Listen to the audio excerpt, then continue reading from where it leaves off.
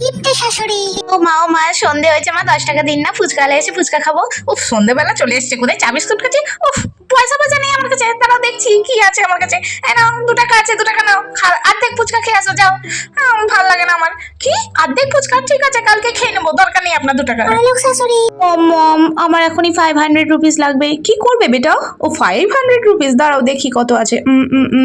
এর মধ্যে 50,000 আছে, ঠিক আছে। আর এটা ডায়মন্ডের পার্স, তুমি যা খুশি করো। Thank you mom. জয় শাশুড়ি। মা, বাপের বাড়ি যাবো? কি আমি এই 50 বছর ধরে ঘরে আছি, আমি একবার বলেছি তোমারও যাওয়া হবে না? মা মানে যাওয়া হবে না। ভালো শাশুড়ি। মা, ভাইয়ের বিয়ে আছে, যাবো? হ্যাঁ হ্যাঁ মা যা, কেন যাবি না? এই নে টাকা পয়সা নিয়ে যা, ঠিক আছে। দিন শাশুড়ি। মা, আমি তোমার ছেলের সাথে ঘুরতে যাচ্ছি। কি ঘুরতে যাচ্ছ আমার ছেলের সাথে?